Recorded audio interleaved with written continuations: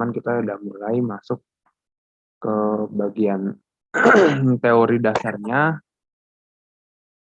di pertemuan ini. Mungkin dalam pembahasan konsep dasar ini ada tentang probabilitas, yang definisi probabilitas, kemudian definisi statistik juga, apa itu parameter dan variabel, kemudian sampel dan populasi, tapi masih belum metode sampling secara rinci, masih awalan saja. Kemudian apa itu deskriptif dan inferensi, seperti yang kita kemarin, statistika deskriptif dan statistika inferensi. Kemudian ada juga aplikasi statistika dalam ilmu teknik, karena kita di teknik logistik, jadi lebih ke statistika dalam ilmu teknik.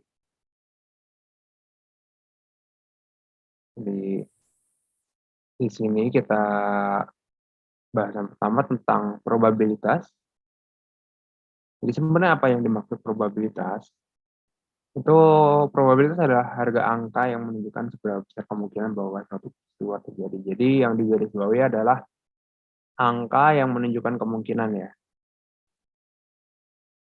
Kemungkinan tuh seberapa bisa hal suatu kejadian itu akan terjadi. Jadi ketika probabilitas rendah atau probabilitas tinggi, ketika rendah berarti kemungkinan kejadian itu terjadi kecil. Sedangkan kemungkinan ketika probabilitas yang tinggi, maka kemungkinan peristiwa itu akan terjadi tinggi. Bukan hal yang pasti, tetapi hanya kemungkinan. Jadi seandainya kemungkinan, mungkin kita bicara statistika, seandainya misalkan contoh kecelakaan terjadi sebanyak 10% kemungkinan kecelakaan. Berarti kemungkinannya kan bisa dibilang kecil ketika kecelakaan itu terjadi. Tapi bukan berarti tidak mungkin terjadi kecelakaan. Mungkin, tapi hanya sebatas 10%. Kalau di sini peramal cuaca meramalkan kurang dari 10% kemungkinan akan terjadi hujan. Bukan berarti tidak mungkin hujan, tapi kemungkinannya kecil. Jadi ketika kita bicara statistik, bicara kemungkinan, itu tidak ada kepastian yang akan terjadi seperti apa, hanya kita bicara kemungkinannya saja. Berarti ketika diramalkan kurang dari 10% akan terjadi hujan, maka 90%, lebih dari 90%-nya tidak terjadi hujan. Gitu. Bukan berarti pasti akan tidak terjadi hujan juga, meskipun probabilitasnya besar ya.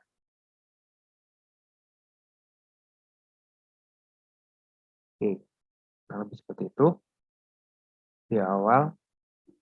Di sini kita akan bicara sebuah contoh sederhana ketika kita membaca sebuah data atau sajian probabilitas, sajian statistik yang ada di iklan atau televisi atau apa.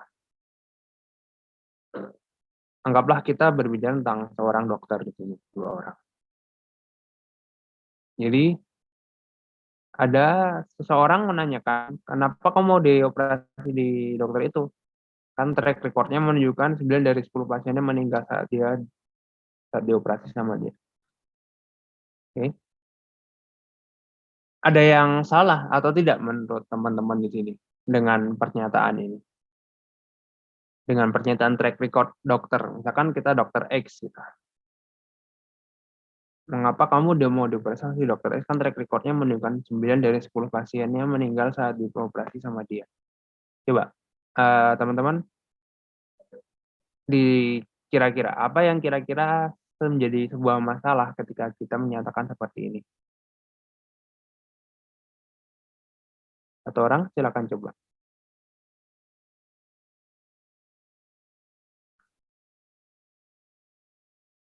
yang mau secara sukarela.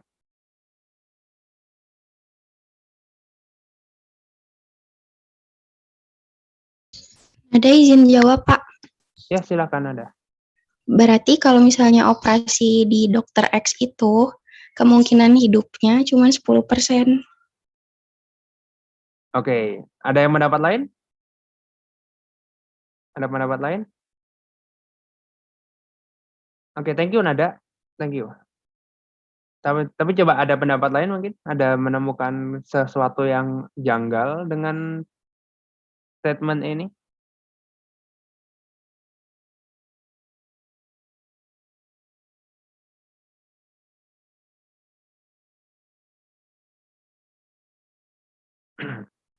Oke, jadi track record-nya menunjukkan 9 dari 10 pasiennya meninggal saat dioperasi sama dia.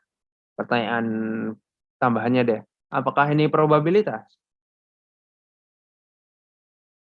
Ketika kita menyajikan data dalam bentuk seperti ini, track record-nya menunjukkan 9 dari 10 pasiennya meninggal saat dioperasi sama dia. Dan ternyata nggak seperti itu konsepnya. Jadi kadang kita yang iya seperti yang kita seperti tadi Nada bilang, kita selama ini tuh dibutakan menjadi, oh ini tuh menjadi angka probabilitas keberhasilan, padahal mah keberhasilan atau kegagalan, padahal mah nggak gitu. Yang salah konsepnya ketika misalkan, oh ya tenang aja dia barusan ngoperasi 9 pasien dan semuanya jadi pasien ke-10 aman dong. Gitu. Konsepnya bukan berurutan seperti itu. Jadi itulah kesalahan pertama ketika kita bicara tentang kurang tepat, bukan kesalahan mungkin.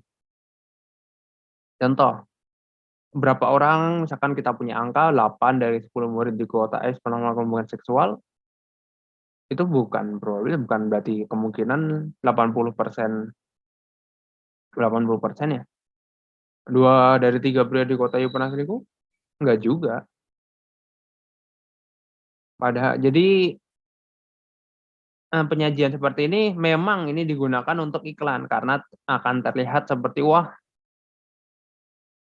contoh misalkan untuk sampo dan balut, misalkan 7 dari 9 wanita menggunakan balut wanita. Oh, berarti dia seperti itu.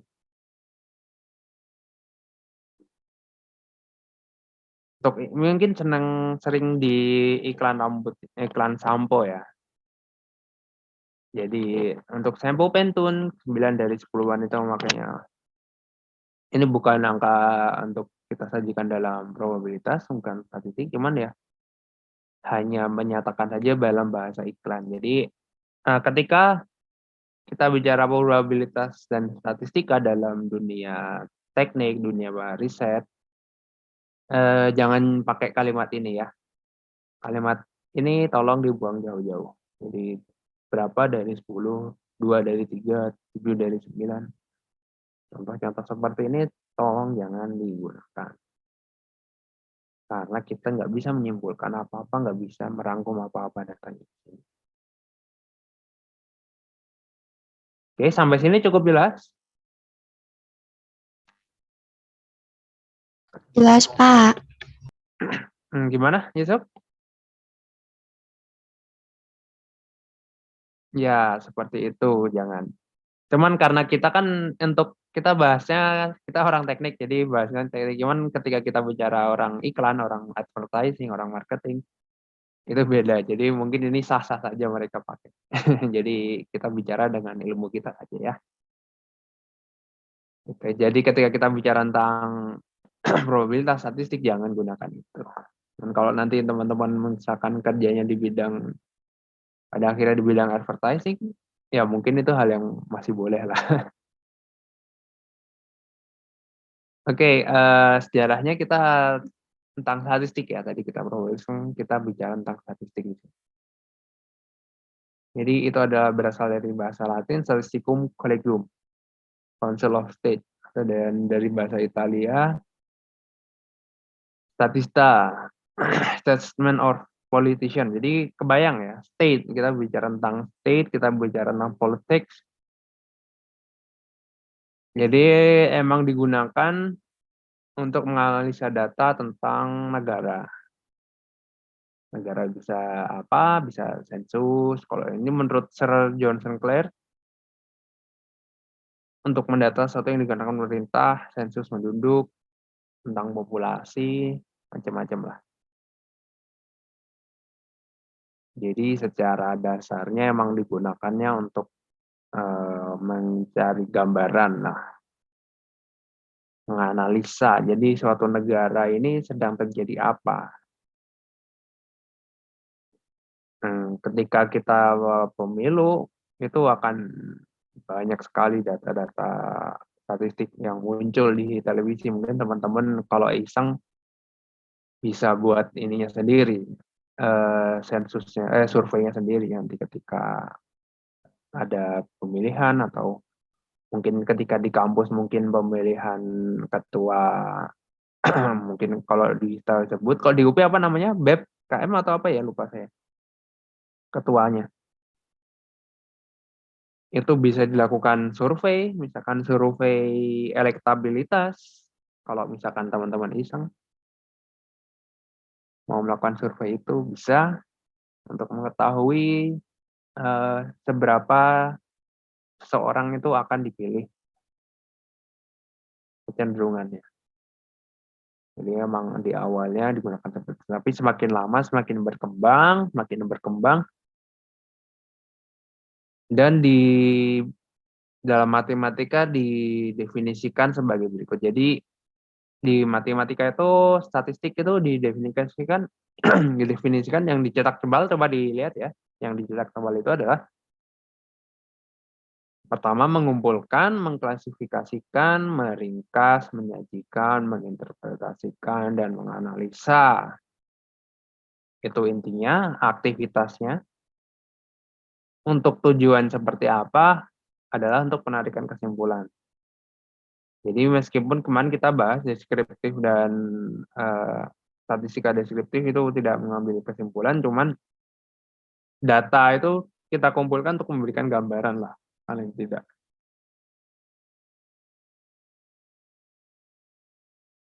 Ketika akan melakukan kesimpulan, berarti kita akan membutuhkan statistika inferensial.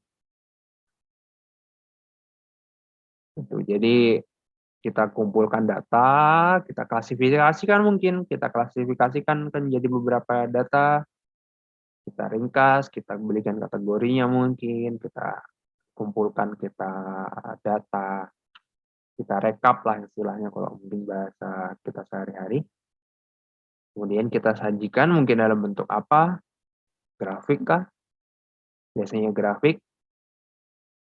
Kemudian yang penting kita interpretasikan maksudnya apa si data ini, kenapa data ini seperti ini, apakah bahkan untuk sesimpel data mean, data median, data modus itu kita bisa menginterpretasikan. Tapi belum menarik kesimpulan ya, karena itu masih statistika deskriptif. Dan dianalisa ketika misalkan datanya polanya seperti ini, nyata kecenderungan seperti ini, hipotesisnya seperti ini, bisa dilakukan analisa. Jadi hal tersebut semuanya dilakukan untuk mendapatkan kesimpulan yang valid. Jadi sebenarnya statistik ketika kita mengkategorikan ada beberapa beberapa cara sih.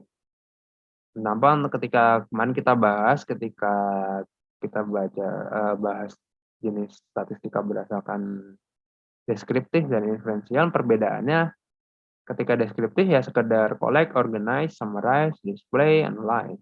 Tapi belum ada kesimpulannya, belum mengambil keputusan apapun. Sedangkan di inferensial, prediksi, hipotesis testing, dan mengambil keputusan. Jadi seperti itu.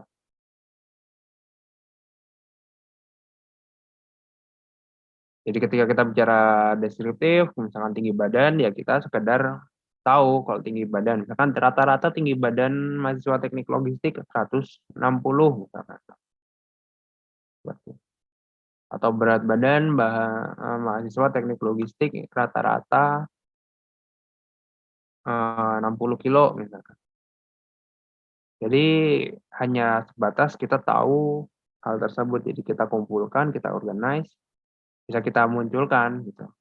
Cuman untuk hal selanjutnya kita nggak bisa tahu si tinggi badan, berat badan ini punya hubungan atau enggak, atau hubungan dengan pola olahraga, atau dengan berat badan dengan aktivitas perkuliahan, atau seperti apa, kita nggak bisa tahu itu, karena itu adalah bagiannya statistika inferensial. Jadi seperti itu. Yang bisa kita tahu ya sebatas nilai yang sering muncul modus, nilai tengah median, dan min rata-rata. Tapi semuanya mulai main, median, modus mempunyai nilai yang mirip. Biasanya ketika datanya normal ya.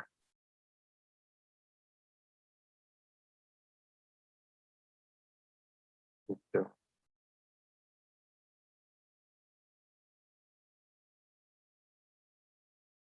Kemudian, apakah yang dimaksud dengan parameter?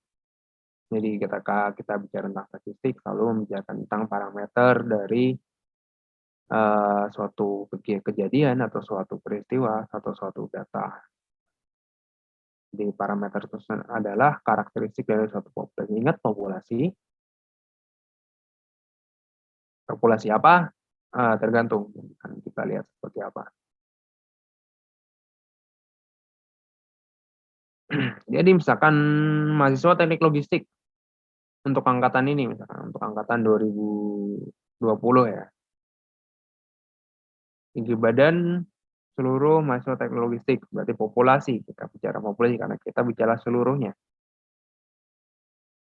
Nilai rata-rata tinggi badannya adalah 160 cm. Maka 160 adalah sebuah parameter terhadap apa? Terhadap tinggi badan. Terhadap terhadap rata-rata tinggi badan. Jadi menggambarkan 160 itu adalah rata-rata tinggi badan. Min.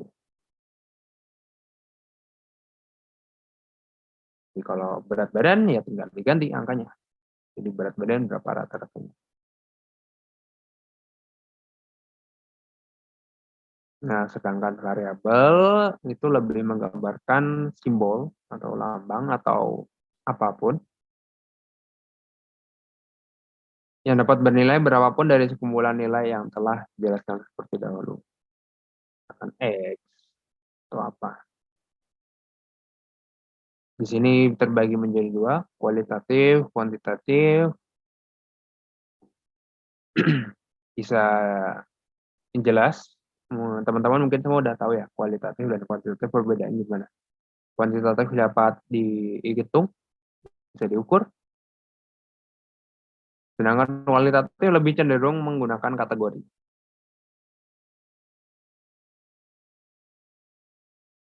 Gitu. Contoh warna, ya warna kita nggak bisa mengukur warnanya. Gender, nationality,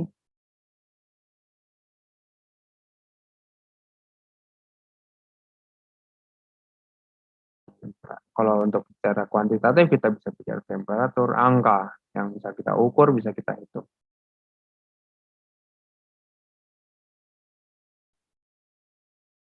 Ya, jadi color mungkin kita cuma bisa bicara red, green, blue, gender male, female, nationality mungkin banyak juga Indonesian atau Malaysia.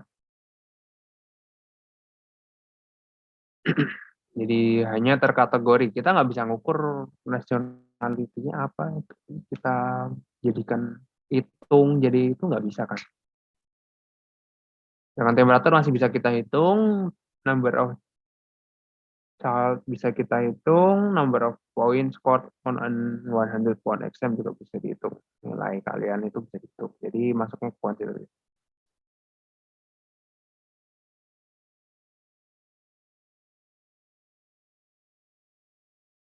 Kemudian ada yang disebut discrete dan continue. Variabel yang secara teoritis bisa bernilai berapapun di antara dua nilai yang diketahui. Di continue nyambung ya.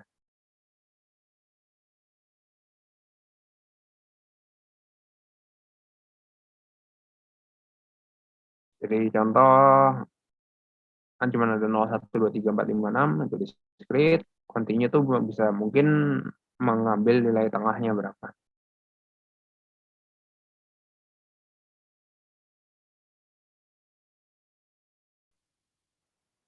Contoh lain coba untuk variabel discrete apa coba?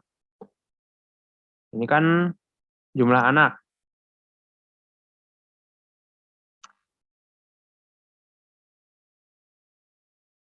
Apa lagi ya? Kalau kue mungkin jumlah kue yang bisa dicacah biasanya. Jumlah penduduk mungkin nggak mungkin ada setengah, ya anak dan penduduk mirip. Jadi misalkan jumlah penjualan selalu biasanya kalian ketika di logistik pengiriman berapa barang. Kalau kita bicara jumlahnya barang, kita bicara diskrit. Tapi kalau kita bicara beratnya, ya bisa jadi kontinu. Jadi perlu dibedakan. Misalkan kita sama-sama bicara tentang barang yang akan dikirim, karena kita di logistik ya, barang yang akan dikirim. Cuman kita bisa membicarakan barang yang dikirim itu dalam variabel continue atau dengan variabel distrik. Ketika kita membicarakan beratnya mungkin kita bicara tentang variabel continue. Cuman ketika kita bicara jumlahnya, kita bicara menjadi diskrit. Atau pengiriman, jumlah kendaraan yang mengirim gitu diskrit. Tapi jarak yang ditempuh itu menjadi kontinu. Jadi harus dibedakan.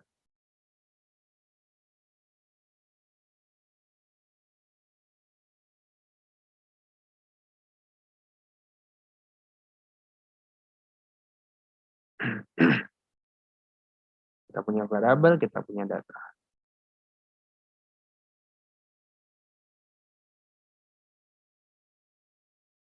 Jadi seperti itu. Sampai sini ada pertanyaan dulu tentang perkuliahan ini. Jadi data itu jadi kita punya variabel. Nah, itu digambarkan ada datanya gitu kurang lebih. Jadi ketika kita bicara data kontinu ya variabelnya untuk variabel kontinu seperti itu kurang lebih.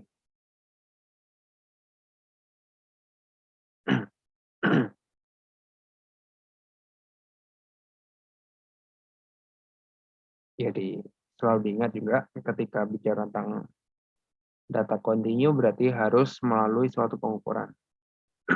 Ya. Ketika bukan pengukuran berarti itu diskrit. Meskipun bentuknya angka ya. Meskipun bentuknya kelihatannya angka koma, tapi kalau dia pencacahan biasa, ya itu tidak bisa dimasukkan ke dalam kontinu. Jadi konsepnya dipahami ya.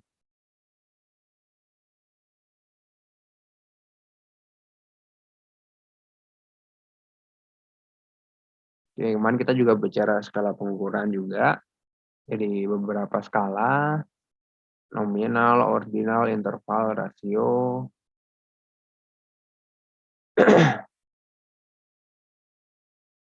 Jadi nominal scale, group or classes, dan gender, kita bicara nominal.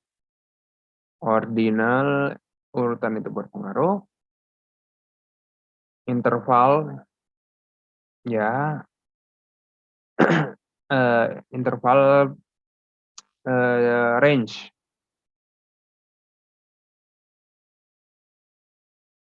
Dan rasio. Di interval scale punya range ya.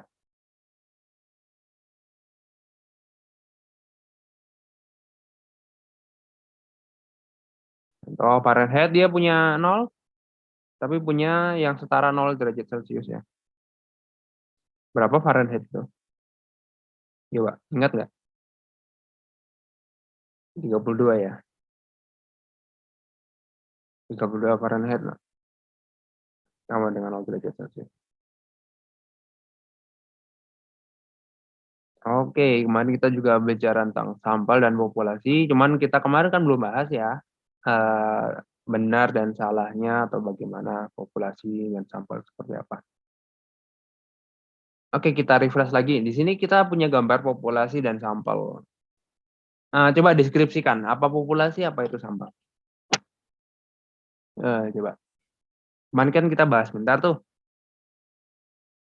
Coba sekarang, deskripsikan coba. Pendapat tentang apa itu populasi dan apa itu sampel.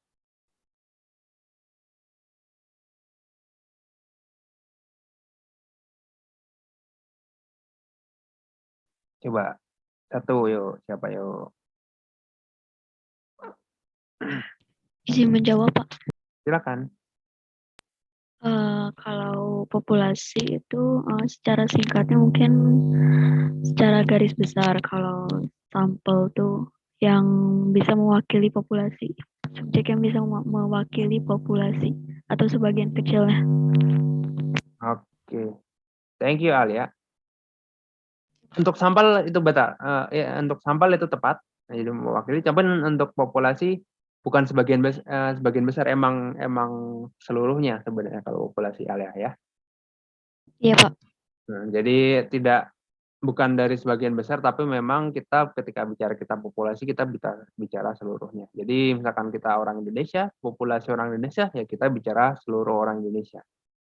Sedangkan ketika bicara sampel hanya beberapa. Jadi ketika ini negara mana bentuknya? Amerika Utara ya? Amerika ya? Jadi populasinya adalah Amerika, sampelnya ya beberapa negara bagiannya mungkin seperti itu. So, yes. Jadi populasi kumpulan dari keseluruhan pengukuran, keseluruhan ya garis bawahnya. Objek atau individu yang sedang dikaji. Penelitian tentang profil fisik penduduk Amerika, populasi yang diteliti antara lain populasi tinggi dan populasi berat badan penduduk Amerika misalkan. Misalkan kita pengen tahu profil fisik populasinya, bisa populasi tinggi, populasi berat. Atau sekedar umur, ya populasinya, umur seluruhnya gitu.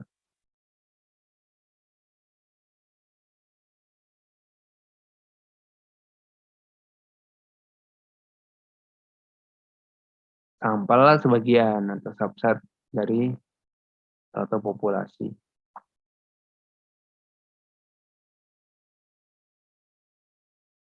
Untuk memudahkan penelitian, jadi dibuatlah sampel.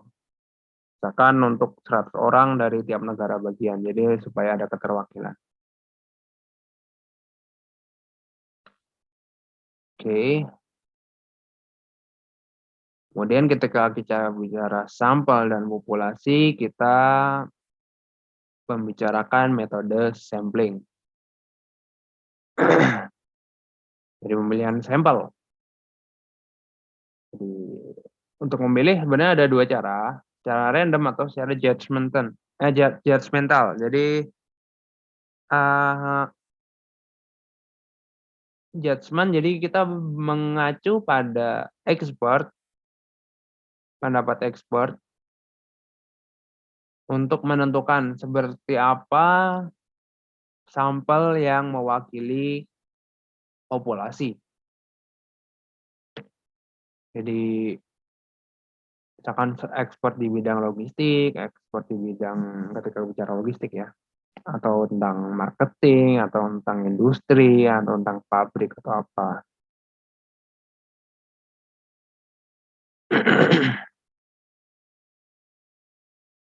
Jadi menggunakan pendapat ahli saja. Itu pertama, sampel boleh seperti itu. Cuman kita harus tahu orang yang kita pilih adalah orang-orang yang benar-benar kompeten. Oke.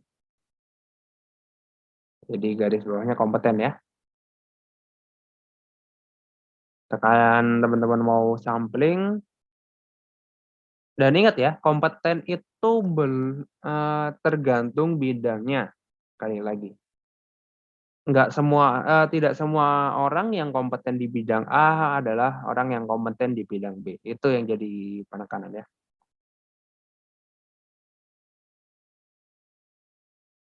Mungkin ada orang ketika ditanya di bagian logistik, oh dia orang yang sangat kompeten di bidang logistik. Cuman ketika kita menanyakan mungkin di bagian yang lain, misalkan di bagian untuk apa ya, tentang biasanya yang ada data statistiknya mungkin tentang psikologi, ya dia nggak bisa, bukan hal yang kompeten itu. Jadi kita harus identifikasi benar-benar orangnya, mana yang kompeten, mana yang tidak, ya. Bukan masalah dia telah sekolah S3 di mana terus dia kompeten dengan semua hal. Ya orang yang sekolah pun ketika kalian S2, S3 akan lebih spesifik membahas sesuatu. Ada yang contoh si A dia adalah ahli urban design. Jadi ya yang dia tahu expert di bidang urban design. Jadi perlu memilah-milah narasumbernya.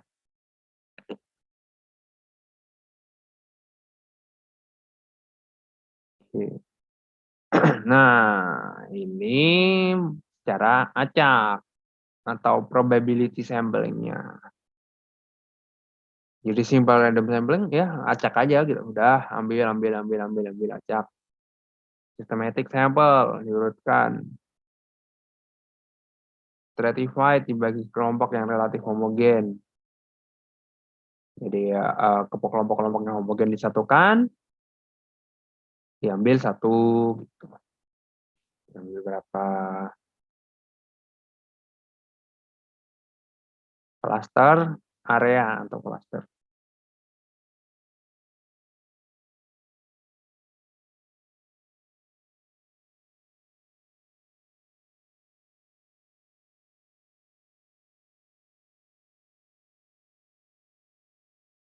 Oke, jadi mungkin di sini antara stratified dan cluster ya.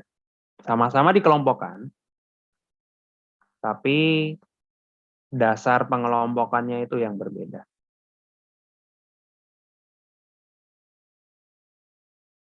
Jadi ketika kita bicara tentang stratified, lebih ke karakteristiknya, karakteristik sampel atau karakteristik populasi atau sampel yang lebih homogen seperti apa. Ketika bicara cluster, kita membahasnya ke areanya.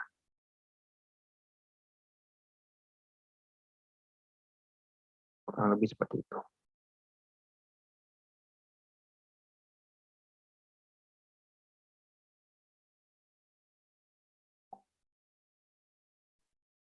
Jadi dari berbagai macam, silakan dipilih. Sebenarnya masih ada lagi, nanti mungkin akan lebih dibahas lagi ketika kita bicara sampling.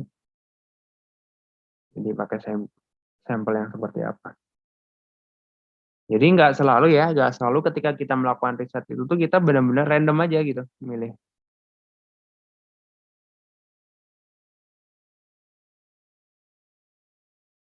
Karena ketika benar-benar acak, kadang kita tidak mendapatkan apa yang kita mau di hasilnya seperti itu. Jadi misalkan ternyata saking randomnya terlalu luas, padahal kita mau spesifik nih yang kita teliti tentang hal tertentu gitu.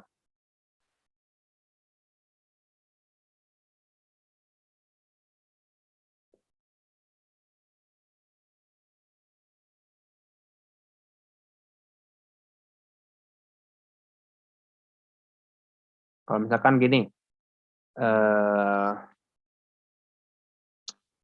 kalau kita mau lakukan riset tentang penelitian tentang kepuasan pelanggan. Kepuasan pelanggan, misalkan kepuasan pelanggan toko, misalkan yang di Bandung itu apa? Borma misalkan. Kita mau riset penelitian tentang kepuasan pelanggan Borma. Populasinya pelanggan. Nah, coba teman-teman kira-kira pemilihan sampelnya pakai model yang pakai cara yang mana?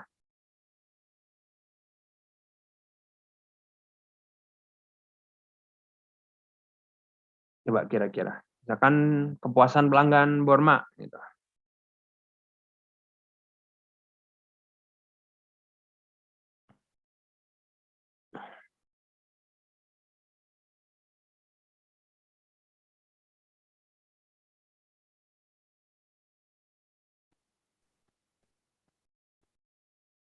Iya, benar Yusuf. Thank you ya. Jadi kurang lebih seperti itu. Jadi ketika kita benar-benar mau tahu pure data random, tapi pastikan benar-benar random. Biasanya kita tahu dia benar-benar random atau enggak itu tuh dari hasilnya nanti kita buat grafik. Nah, itu ada bisa kita lihat dia normal atau tidak datanya. Jadi data yang acak itu bagus.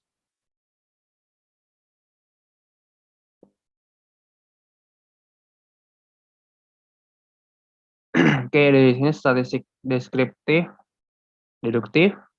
Kemarin kita bahas ya tahap-tahapnya. Jadi deskriptif yang dimaksud deduktif itu seperti apa?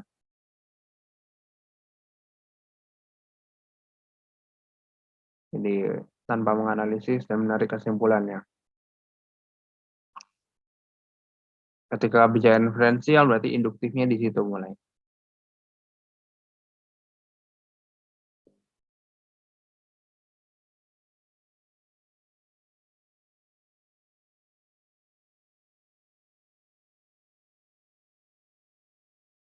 Jadi sebenarnya deskriptif dan inferensial bisa saling berhubungan gitu, ketika kita bicara statistikanya. Contoh misalkan datanya di pertama kita deskriptif, terus kita ingin mencari tahu hal yang lain tentang kesimpulan data tersebut. Misalkan tinggi, kita pengen tahu hubungan tinggi badan dengan frekuensi olahraga, itu jadi inferensial. Jadi kita udah punya data deskriptifnya tinggi kan, kita mau hubungkan dengan suatu hal yang lain, jadi inferensial.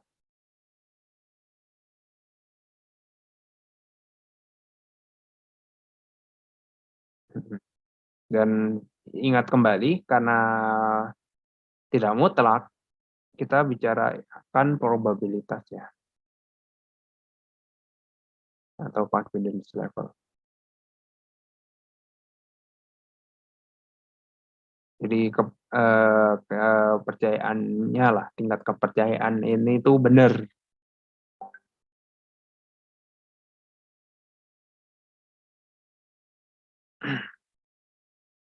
Jadi seperti itu. Mungkin ada yang mau ngasih contoh lagi? Kita tadi kan saya bicara kalau tentang statistika deskriptif itu bisa nyambung ke inferensial. Nah, coba sekarang contoh, mungkin teman-teman pernah melakukan penelitian tentang apa atau kepikiran sesuatu. Jadi dia statistika yang contoh statistika deskriptif yang bisa nyambung ke statistika inferensial seperti tadi.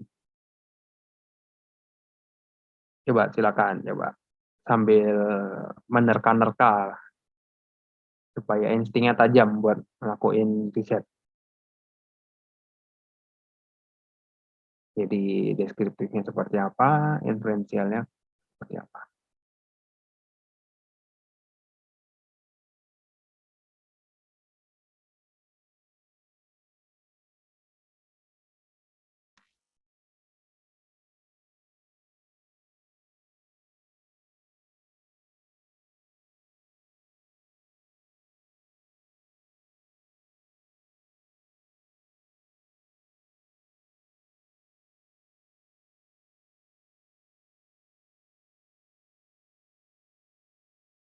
Oke, coba siapa ya?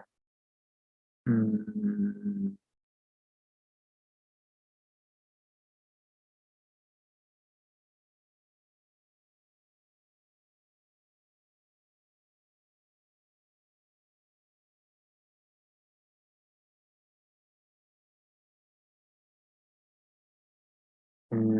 Coba ini, Ajeng ada? Ajeng hadir? Hadir, Pak. Oke, Ajeng, sebenarnya agak simpel, coba kalau kebayang,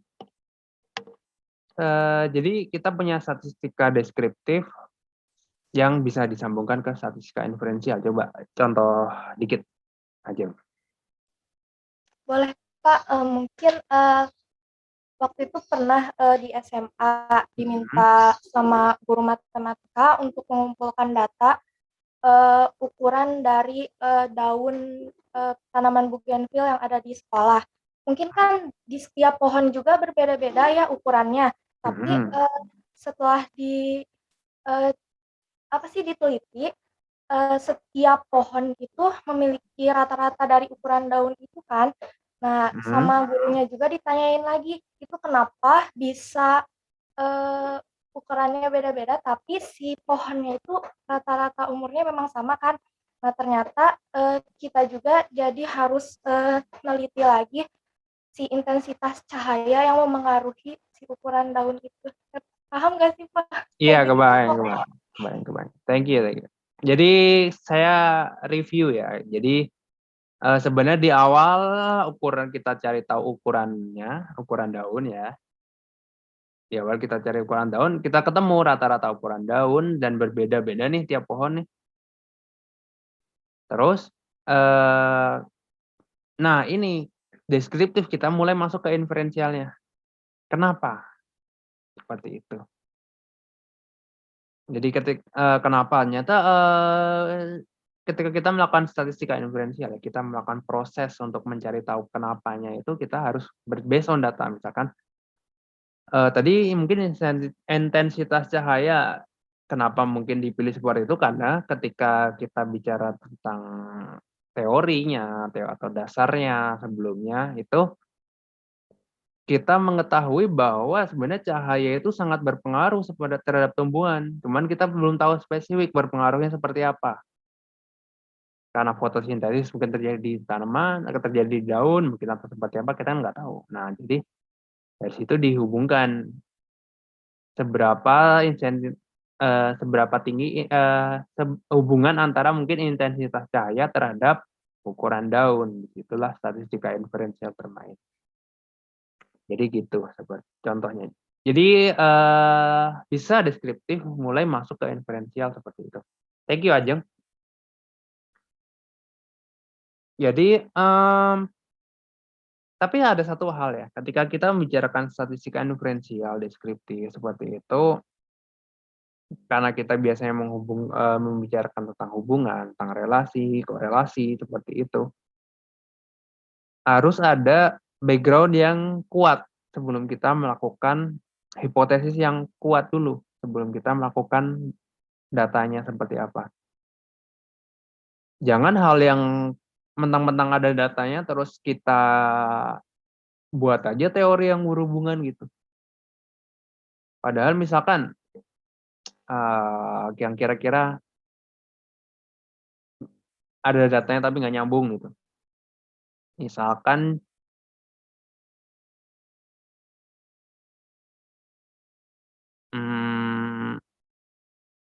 apa ya? Coba ini konsumsi kopi misalkan. Konsumsi kopi misalkan pengaruh konsumsi kopi, tingkat konsumsi kopi terhadap apa ya nggak nyambung ya kira-kira. Terhadap mungkin kalau kecelakaan mungkin masih ada hubungannya. Terhadap apa ya nggak nyambung kira-kira. Coba ngasih contoh. Hal yang nggak nyambung tapi ada datanya gitu. Ini mikir yang nggak nyambung malah susah.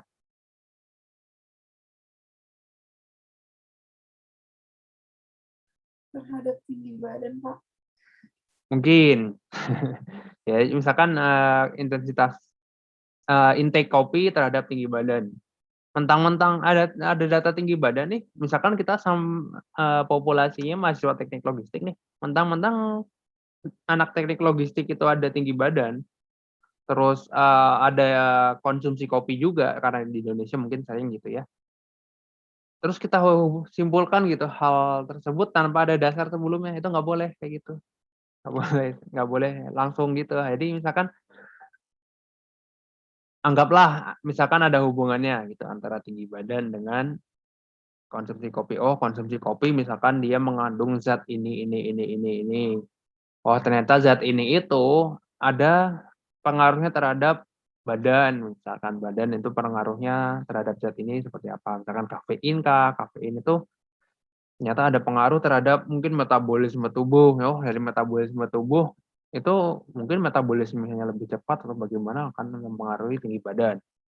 Nah, dari semua itu dikumpulkan baru boleh dirangkai menjadi analisis korelasi atau mencari hubungan seperti itu. Jadi nggak ujuk-ujuk misalkan jumlah porsi nasi terhadap tingkat kecelakaan, asalnya dari mana seperti itu.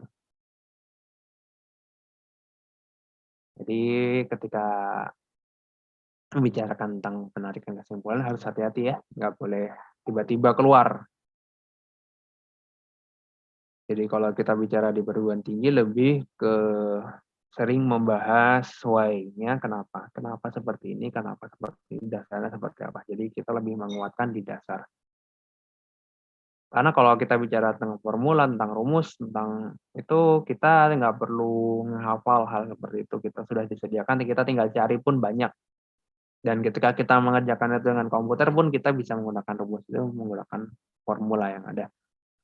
Tetapi yang penting di sini adalah konsepnya. Konsep ketika kalian melakukan uji statistik, melakukan penelitian, konsepnya itu dasarnya. Jadi yang kalian pengen tahu itu apa, kenapa kalian berpikir seperti itu. Nah, itu kan digali lagi. Jadi nggak tiba-tiba keluar apa masalah gitu. Oke. Di sini proses inferensinya. Jadi kita punya populasi, dipilih beberapa sampel secara random mungkin, secara stratified atau secara cluster. Tidak diketahui. Nah, dari sampel kita mengkonstruksi sesuatu.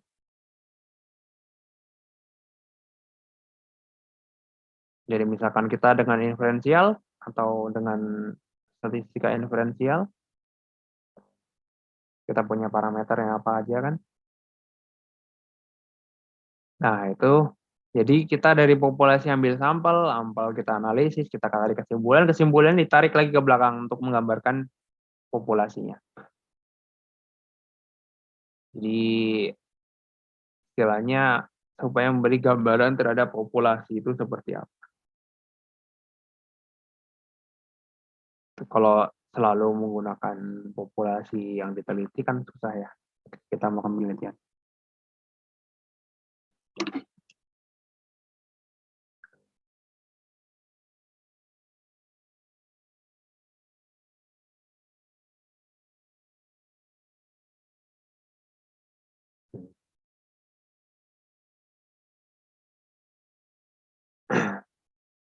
Jadi seperti itu gambarannya. Sampai sini dulu mungkin, sampai tadi tentang inferensial sama deskriptif. Ada pertanyaan dulu?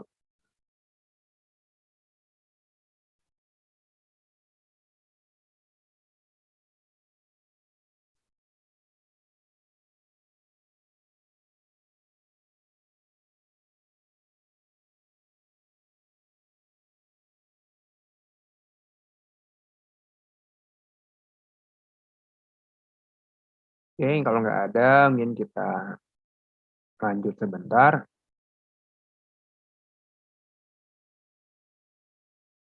Metode yang digunakan dalam inferensial statistik. Jadi lebih banyak metodenya ya ketika kita bicara inferensial. Estimasi dan hipotesis testing.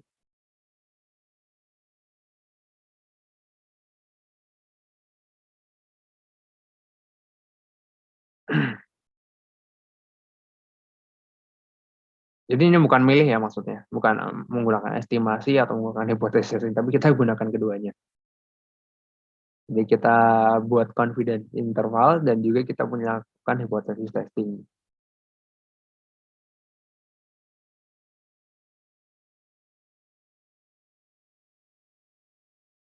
Jadi begitu. Confidence interval tadi juga menunjukkan seberapa data ini akan terjadi secara nyata gitu.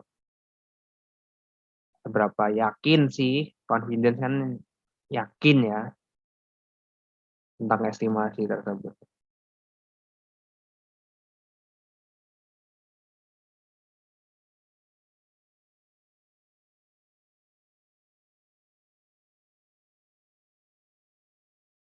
Jadi dengan hipotesis testing kita melakukan hipotesis di awal seperti yang tadi kita bahas sebelumnya. Nggak boleh asal kita melakukan hipotesis. Jadi kita state apakah yang akan terjadi dengan data ini, itu hipotesisnya.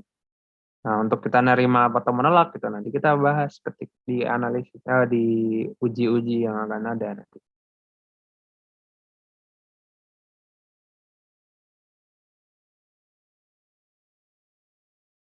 Itu kurang lebih. Jadi ini adalah metode yang digunakan dalam inferential statistics.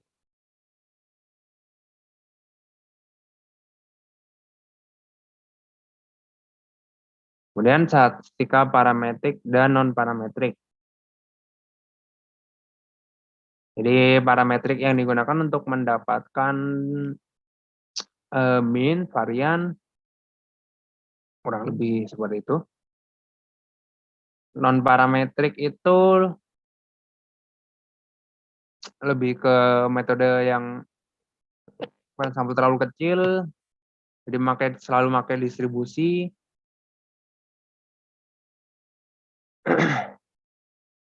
Jadi lebih bermain ke distribusi sih kalau di non-parametrik. Parametrik itu mirip-mirip seperti deskriptif ya. Jadi mendapatkan nilai-nilai parametrik. Biasanya yang lebih kompleks itu ketika kita menggunakan non-parametrik nih. Jadi suatu data itu kan biasanya ada asumsi-asumsi yang harus dipenuhi ya. Kan asumsi dia harus terdistribusi normal atau apa. Biasanya ketika datanya tidak terdistribusi normal, itu kita mulai masuk menggunakan statistika non-parametrik. Seperti itu. Jadi ini ya garisnya biasanya tidak mendekati distribusi normal atau datanya tidak normal. Atau ketika datanya biasanya yang aneh-aneh lah gitulah, data non parametrik itu biasanya yang tidak sesuai dengan asumsi-asumsi yang ada ketika kita akan melakukan statistika parametrik. Jadi misalkan kita akan melakukan metode parametrik, kita ada asumsi-asumsi tertentu, ketika asumsi itu nggak dipenuhi berarti kita harus mengubahnya menjadi perhitungan non parametrik seperti itu.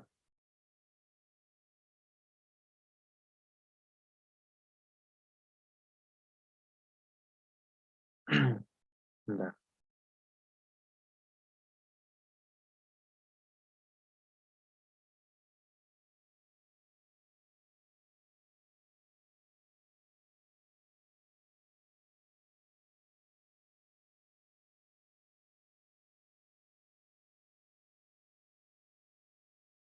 Oke, bentar ya.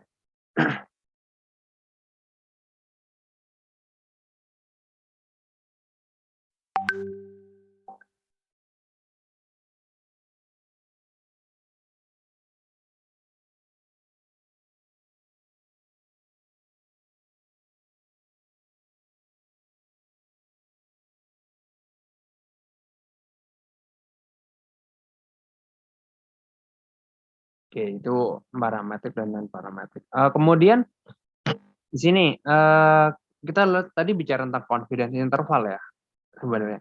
Cuman biasanya confidence interval kan ada yang 95%, 90%, 99%, itu tuh maksudnya adalah eh, seberapa yakin kita ketika kita data yang diambil itu tuh adalah dari 95% populasi gitu. Ketepatan datanya tuh, keyakinan datanya tuh. Jadi tergantung. Jadi semakin besar confidence intervalnya, berarti semakin mencakup banyak.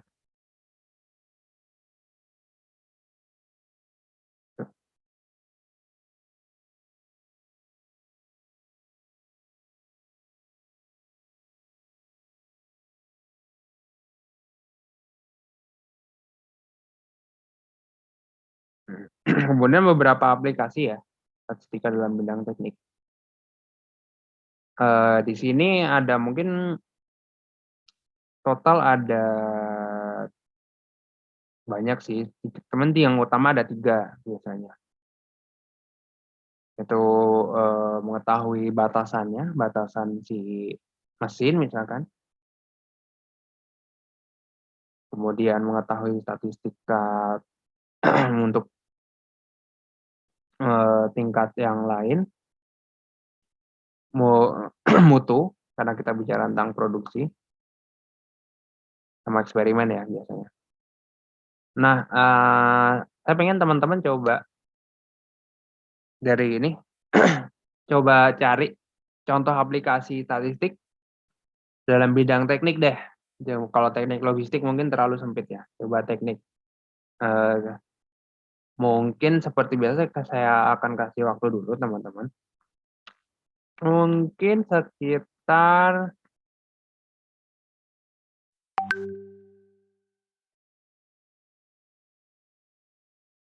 40 menit mungkin. 30 menit lah, 30 menit. Kelamaan baru.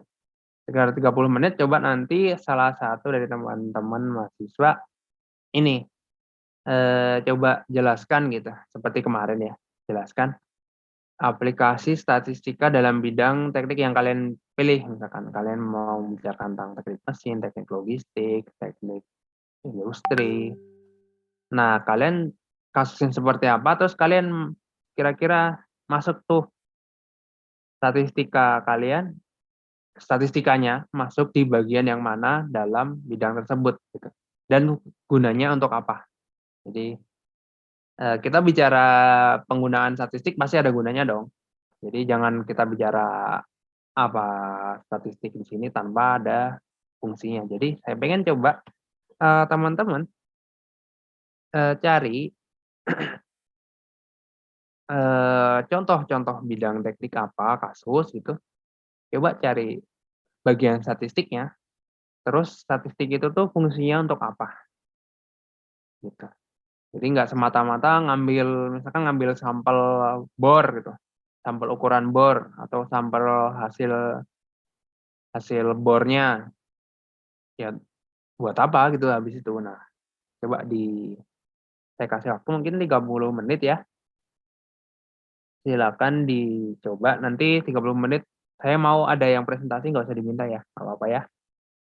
Bukan presentasi sih, ya menceritakan saja. Kalau mau ada yang ditampilkan juga boleh, silakan, lebih bagus. Seperti itu.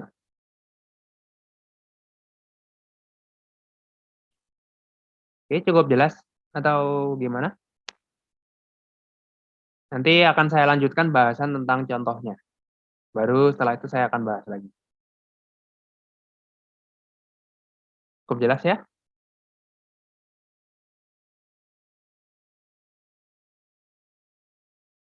Atau ada pertanyaan dulu?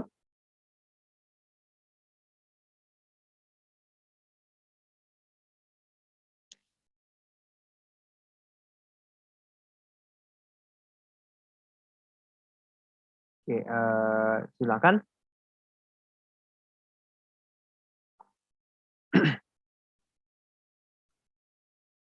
Atau mungkin biar ada reward buat kalian ketika kalian mengerjakan ini,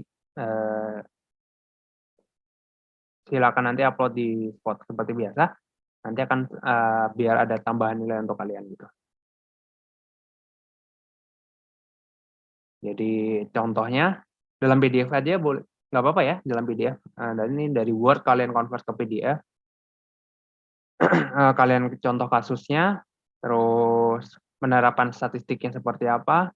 Nah, terus fungsi penerapan statistiknya itu seperti apa? Untuk apa kalian menerapkan statistik itu? Saya akan coba buatkan di spot untuk ini ya, untuk bagian pengumpulannya. Supaya hitung-hitung ada usaha kalian jadi buat nambah-nambah nilai lah.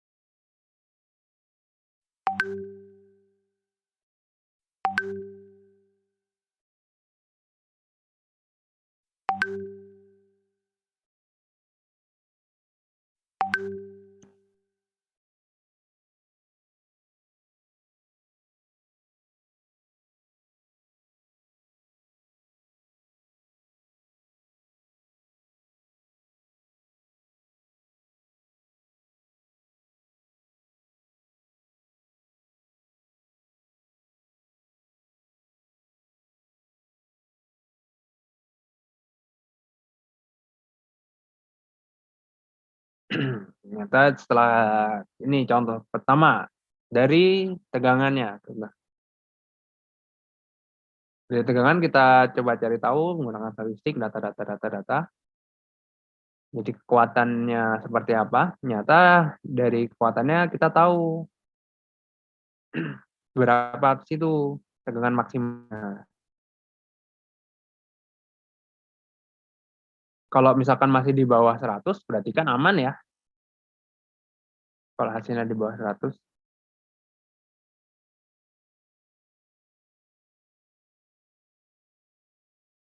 Cuman kalau udah lebih itu kan kurang aman tuh. Terus ada lagi masalah dimensi.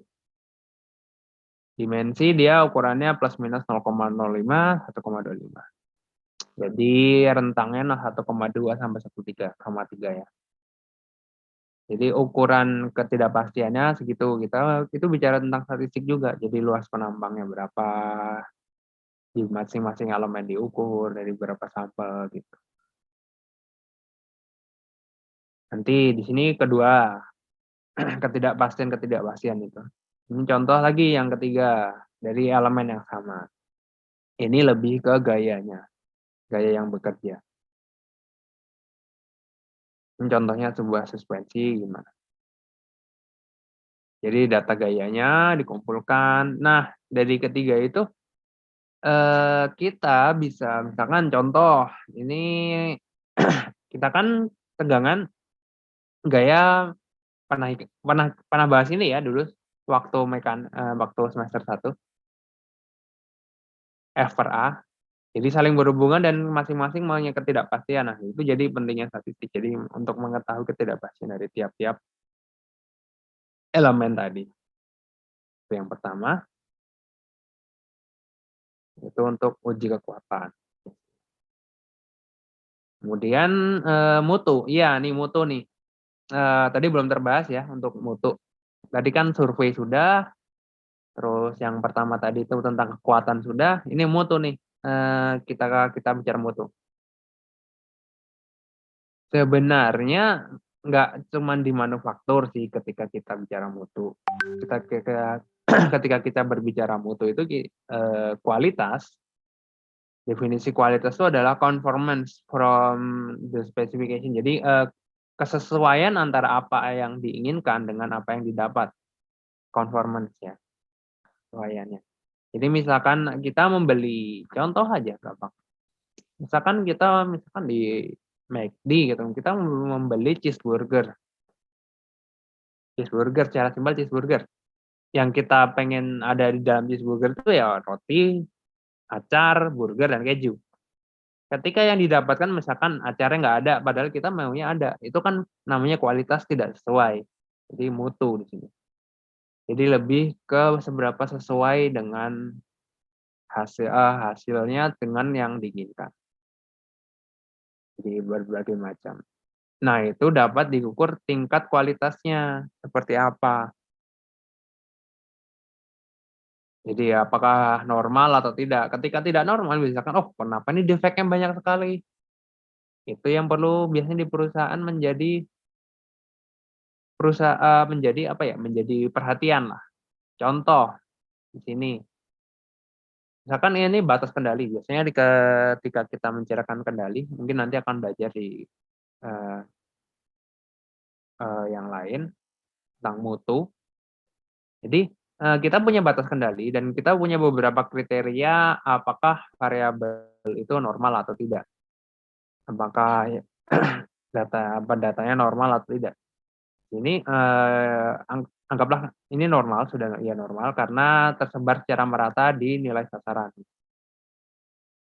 Nah, mulai tidak normal ketika mulai ada bersimpang nih, mulai ke arah satu arah saja. Beberapa secara berturut-turut, 1, 2, misalkan dia yang pertama nih, ini mulai 1, 2, 3, 4, 5, 6, dia berada di sisi yang sama, itu adalah ketidaknormalan, berarti ada masalah di situ. Nah, dari sini dilihat, oh biasanya ketika di perusahaan kan ada record ya, tanggal berapa, jam berapa, itu, nah itu dilihat langsung di mesinnya, perkakasnya.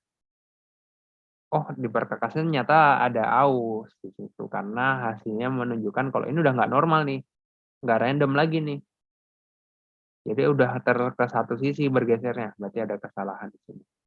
Sama juga di bawah, mungkin ada slip pada mesin, karena dia sama-sama normal nih, cuman dia geser nih. Jadi dia terdistribusi rata di sini malah jadi terdistribusi ratanya di sini nih. Berarti ada pergeseran nih di mesinnya. Gitu. Jadi untuk membaca statistik dengan berhubungan dengan kualitas tuh kayak gitu. Pentingnya gitu ketika kalian mungkin di bisnis logistik, barang, misalkan pengiriman juga kita bicara kualitas kan pengiriman juga, kualitas pengiriman. Misalkan seperti apa kualitas pengiriman harusnya 2 hari, tapi kita malah menyimpang menjadi 5 hari, teman misalkan menyimpang 4 hari gitu, tapi nanti balik lagi gitu ke 3 hari, ke 2 hari gitu. Cuman ketika penyimpangan mungkin sudah nyampenya ke 4, 5, 6, 7 selama berturut-turut gitu. Kok tambah besar, berarti ada masalah di sistemnya, entah sistem kendaraannya atau sebenarnya perhitungan awalnya salah. Jadi di situ. Jadi kualitas kita bisa main di mana saja. Oke, kemudian untuk aplikasi lainnya eksperimen yang sering kita lakukan eksperimen. Jadi misalkan kita ingin mengetahui dulu waktu mungkin SMA jagung, tanaman jagung. Tanaman jagung kita pengen tahu ukurannya, jumlah daunnya, tingginya berapa. Gitu. Tapi mungkin belum diambil kesimpulan, oh berarti masih deskriptif. Atau mau coba diambil kesimpulannya, misalkan satunya jagung tapi ditutup kresek. atau satunya jagung yang dipupuk, satunya jagung biasa aja gitu. Nah, nanti coba dilihat gitu mana yang lebih bagus atau mungkin untuk mengetahui seberapa pengaruh biasanya air lindi, tahu air lindi? Air lindi yang bekas sampah. Jadi sampah kan kadang menghasilkan air namanya air lindi sampah. Nah, mungkin kita akan melakukan eksperimen terhadap air lindi tersebut.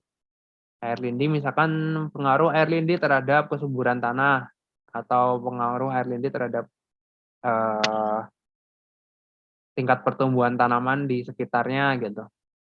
Itu bisa dilakukan secara eksperimen menggunakan statistik. Jadi banyak fenomena-fenomena yang kita gunakan statistik di dalamnya.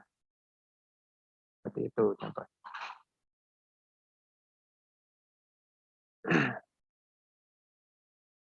Jadi dan selalu ada ketidakpastian pasti. Ketika kita bicara tentang probabilitas, ketika kita bicara tentang statistik, selalu ada ketidakpastian di situ. Dan emang itu adalah bagian dari kesimpulan juga meskipun. Jadi kita hanya bisa berbicara kemungkinan besar, kemungkinan kecil, simpulan seperti ini berdasarkan data ini maka kita simpulkan bahwa jadi kita tidak ada yang satu hal yang pasti, hanya sebuah kemungkinan saja. Cuman dengan seperti di awal dibilang tadi, probabilitas yang besar akan menghasilkan kemungkinan kejadian itu terjadi lebih besar. Itu aja patokan. Cuman bukan berarti terus nanti misalkan kita sebagai analis, oh probabilitas ini gagal itu cuma 5%. Nyata terus pada suatu kejadian nyata ada sebuah kegagalan.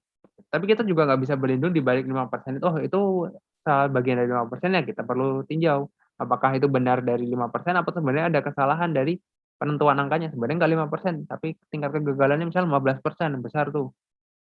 Jadi di situ, jadi di satu sisi kita ada hal yang ketidakpastian itu pasti ada, seberapa besar. Nah, tapi di satu sisi kita harus mencari tahu sebenarnya seberapa besar si kemungkinan ini. Jadi seperti itu. Dalam bisnis juga ya, kita bicara probabilitasnya. Sehingga dengan mengetahui probabilitas kegagalan, kita bisa melakukan mitigasi terhadap resiko yang ada. Itu. Ini tentang kesalahan ya tadi.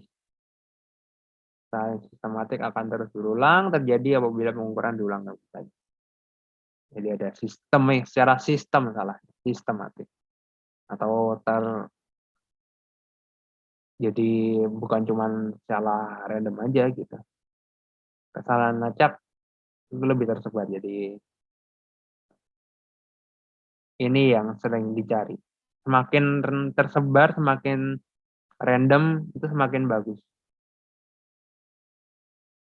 Gitu. Dari kadang kita berbicara nilai juga gitu kadang. Ada mungkin kenapa satu sisi ada yang sangat rendah. Jadi kadang mungkin kita bicara nilai mungkin di SMA, di SMP atau saat perkuliahan, guru atau dosen itu mengevaluasi juga berdasarkan sebaran. Misalkan ketika sebaran nilainya misalkan berada di angka 80, tapi ada mungkin beberapa yang sebarannya di bawah semua gitu, 30 sampai 50. Kita biasanya melakukan evaluasi apakah sistem pengajarannya salah atau seperti apa, atau sebenarnya ada masalah dari pihak misalkan siswa atau mahasiswa mungkin ketika mengerjakan dia terganggu atau seperti apa. Itu jadi kadang jadi pertimbangan, di situ statistik juga penting. Contoh pengukuran ya, random. Jadi nilai tengahnya, jadi yang tadi nilai sebenarnya, nilai sebenar yang terukur berapa. Cuman ininya acak nih, yang diukur acak nih, tapi jauh banget nih dari sini. Nyata di bawah semua, berarti kan kasus yang ini ya. Jadi dia acak, nggak menunjukkan tren, tapi berada di sisi yang Di sisi satu sisi saja, tidak tersebar di garis nilainya, garis nilai sebenarnya. Jadi kalibrasi ya, dari garis kalibrasi. Jadi itu menunjukkan error.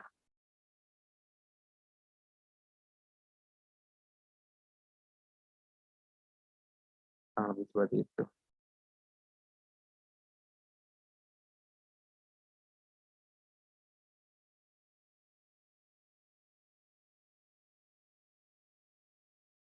Oke.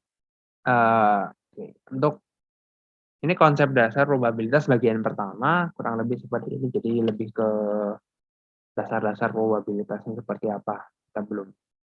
Mungkin minggu depan mulai menyentuh sedikit hitungan. Jadi begitu. Sampai sini mungkin ada pertanyaan dahulu. Mungkin dari awal tentang perancangan penelitian, tentang metode penelitian udah sampai mana ya kalau boleh tahu?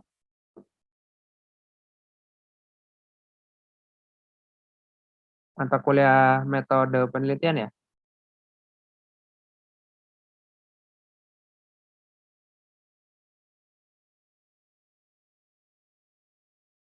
Oh, proposal ya.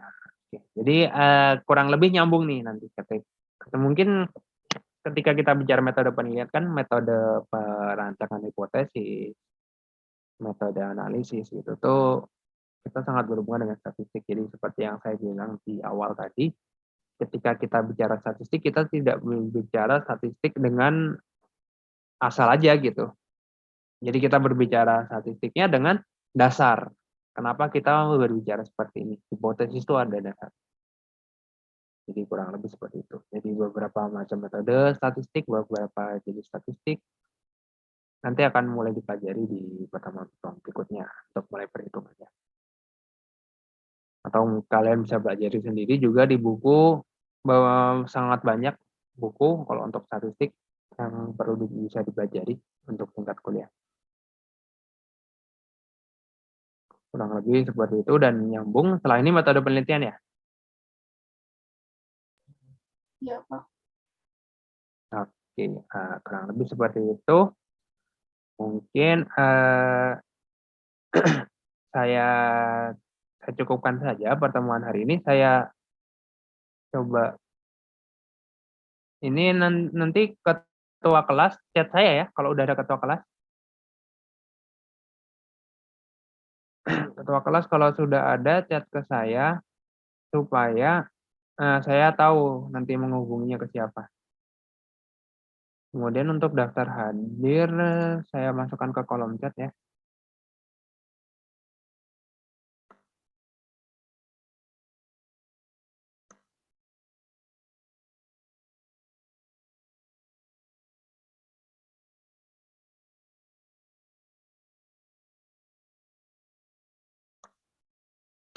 Ya, daftar hadir di kolom chat silakan diisi. Dan nanti KM atau kelas silakan hubungin saya supaya saya tahu siapa yang dihubungi. Oke, sampai sini saya sudahi pertemuan kali ini. Terima kasih. Assalamualaikum warahmatullahi wabarakatuh. Semoga ilmu hari ini bermanfaat.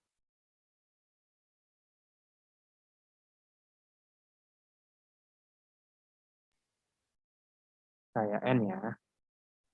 Waalaikumsalam warahmatullahi Atau wabarakatuh. Terima mungkin kasih banyak. atau nggak usah saya N, saya leave aja nanti kalau dosennya udah masuk di oper hostnya ke dosen ya.